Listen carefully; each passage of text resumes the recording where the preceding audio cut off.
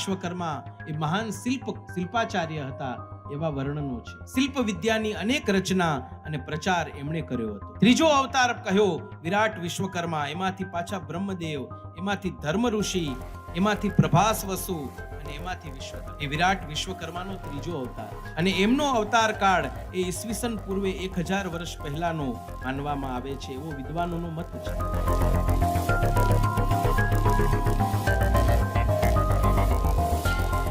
ત્વષ્ટા, બૃહસ્પતિ ઇત્યાદિ વિશ્વકર્મા ભગવાનના નામ છે અને 10 અવતારોનું વર્ણન છે દાદાના. પહેલો અવતાર બતાવ્યો છે ભૃગુકુલોત્પન્ન વિશ્વકર્મા, જેનો ઉલ્લેખ ઋગ્વેદની અંદર અને યજુર્વેદ સંહિતામાં જોવા મળે છે. વેદો એ આર્ય પ્રજાના પ્રાચીનતમ ગ્રંથો છે અને એમાં પણ જો કહેવામાં આવે જોવા જઈને તો ઋગ્વેદ એ તો સમગ્ર માનવ જાતનો સર્વપ્રથમ ગ્રંથ છે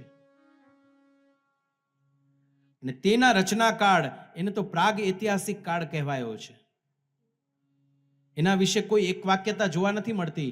કોઈક અલગ કહે છે, કોઈક અલગ કહે છે. તેમ છતાં અતિ પ્રાચીન ગ્રંથ છે, એમાં તો કોઈ શંકાને સ્થાન નથી. લોકમાન્ય ટિળકે પણ એવો અભિપ્રાય આપ્યો હતો કે ઋગ્વેદ છે એ 15000 વર્ષ પુરાણો છે. તો કોઈ વિદ્વાનોએ વળી એમ કહ્યું 8000 વર્ષ પુરાણો છે, કોઈ વળી 5000 વર્ષ પૂર્વેનો છે એમ કહ્યું. પણ એમાં ઉલ્લેખ છે એટલા માટે વિશ્વકર્માજીનો અવતાર એથી પણ પહેલા થયો હોય એનું પ્રમાણ છે.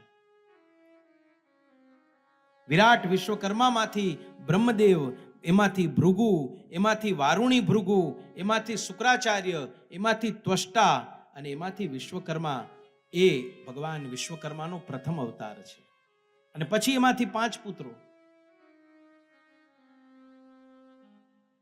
ભગવાન વિશ્વકર્માનો જે બીજો અવતાર કહ્યો છે એમાં પણ વિરાટ વિશ્વકર્મા પહેલા, પછી એમાંથી બ્રહ્મદેવ, પછી અંગીરા, અંગીરાના પણ પાછા અંગીરા, એમાંથી પછી વારુણી, પછી આપત્ય, પછી ભુવન અને પછી એમાંથી વિશ્વકર્માનો બીજો અવતાર. આવી રીતની પણ એક શૃંખલા બતાવી છે જેને ભુવન વિશ્વકર્મા કહેવાય છે.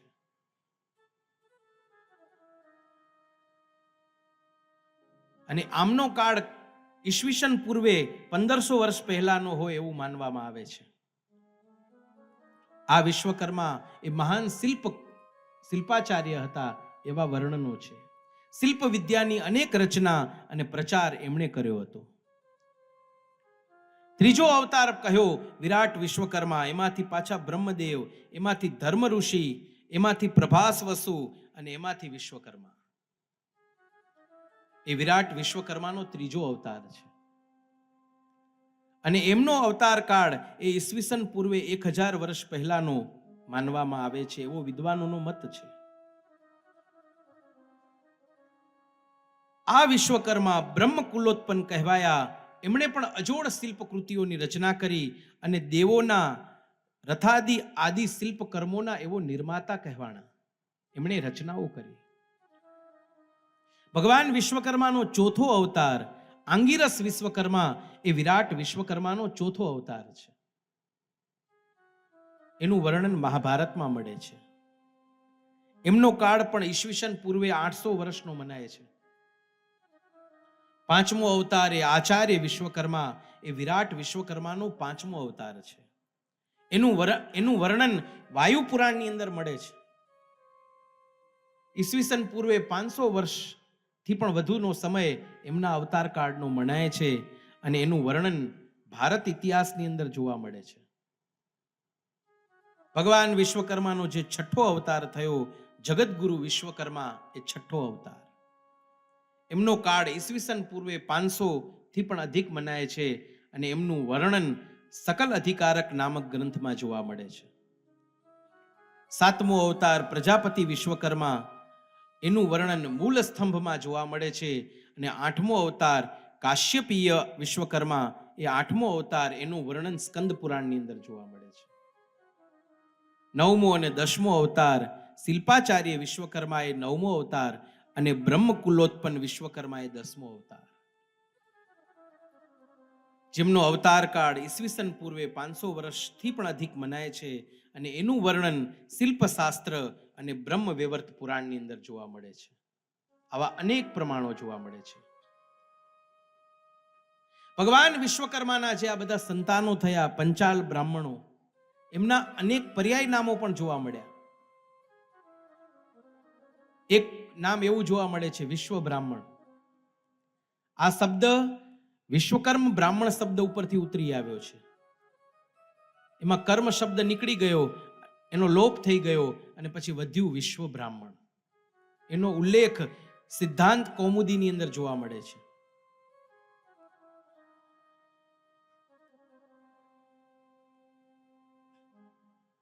વિશ્વકર્માના જે વંશજો છે એનું એક નામ આચાર્ય જોવા મળે છે. આચાર્ય વિશ્વકર્મા એ પંચાલોના મૂળ પુરુષ હોવાથી એ નામ પણ ચાલતું આવેલું છે. પંચાલ બ્રાહ્મણ પંચ પ્રકારના શિલ્પ કર્મથી સૃષ્ટિને તે શણગારે છે, એટલા માટે પંચાલ કહેવાના.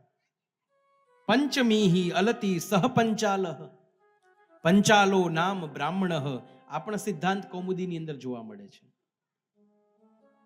દેવજ્ઞ બ્રાહ્મણ દેવ વિષયક બધું શિલ્પ તે જાણતા, એટલા માટે દેવસ્ય ઇદમ દેવમ દૈવમ જાનાતિ સ દેવજ્ઞ. સ્થપતિ તરીકે પણ ઓળખાતા વેદોમાં શિલ્પી બ્રાહ્મણોને સ્થપતિ સંજ્ઞા આપવામાં આવી છે. રથકાર બ્રાહ્મણ રથ વિષયક શિલ્પ કર્મ કરતા, કાષ્ટ શિલ્પ કરનારા બ્રાહ્મણને રથકાર પણ કહેવાતા. તેમજ સોધન્વ ઋભુ બ્રાહ્મણ, પૌરુષેય બ્રાહ્મણ, નારાસંસ બ્રાહ્મણ, કંસાલી બ્રાહ્મણ, કમાલિયન બ્રાહ્મણ, અર્કશાલી બ્રાહ્મણ, જાંગીડ અંગીરા બ્રાહ્મણ, આવા ઘણા બધા વર્ણનો છે. અને અંગીરસ કુલોત્પન્ન હોવાથી અંગીરા બ્રાહ્મણ એ શબ્દનો અપભ્રંશ થઈ અને જાંગીડ થયો. એ જાંગીડ બ્રાહ્મણ જે વિશ્વકર્માના વંશજો છે. ધીમાન બ્રાહ્મણ, ધી એટલે શિલ્પશાસ્ત્રની જાણનારી બુદ્ધિ, ધ્યાનરૂપ શિલ્પ કરનારા બ્રાહ્મણ એવો એનો સિદ્ધ અર્થ થાય છે. એ ધીમાન બ્રાહ્મણ. દીક્ષિત, આચાર્ય, પંચશિલ્પી, કોકાશ બ્રાહ્મણ, તક્ષા બ્રાહ્મણ. વિશ્વકર્માજીનો એક પુત્ર તક્ષા હતો, એના ઉપરથી તકાંસ બ્રાહ્મણ અને એનો અપભ્રંશ થયો એટલે તક્ષા બ્રાહ્મણ. કર્મકાર ઓઝા આ નામ પણ પ્રસિદ્ધ છે. આ રીતે પંચાલ શબ્દની વ્યુત્પત્તિ બતાવી છે. પંચાલ આ નામ બ્રાહ્મણ જાતિ બોધક છે અને બ્રાહ્મણ જાતિનો બોધ આર્ષેય ગોત્ર ઉપરથી થાય છે. સિદ્ધાંત કૌમુદીના નડાદી ગણમાં પંચાલ શબ્દનો બ્રહ્મર્ષિ ગોત્રમાં સમાવેશ થાય છે. તેથી પંચાલ શબ્દ પોતે જ બ્રાહ્મણ જાતિનો બોધક છે. નડાદી ગણમાં બ્રહ્મર્ષિ ગોત્ર બોધક પણ નડ, ચર, સલંક, મિત્ર, દ્વીપ, કાશ્યપ, કૃષ્ણ, શંકર, જલંધર, અદ્ધર, પંચાલ, ચમસીન આવા 81 શબ્દો છે. અને આ બધા ઋષિ બ્રાહ્મણ જાતિના દર્શક છે. રચયંતી વિચિત્રાણી રૂપાણી વિવિધાની પંચાલાસ્તે સદા પૂજ્યા પ્રતિમા વિશ્વ કર્મણ.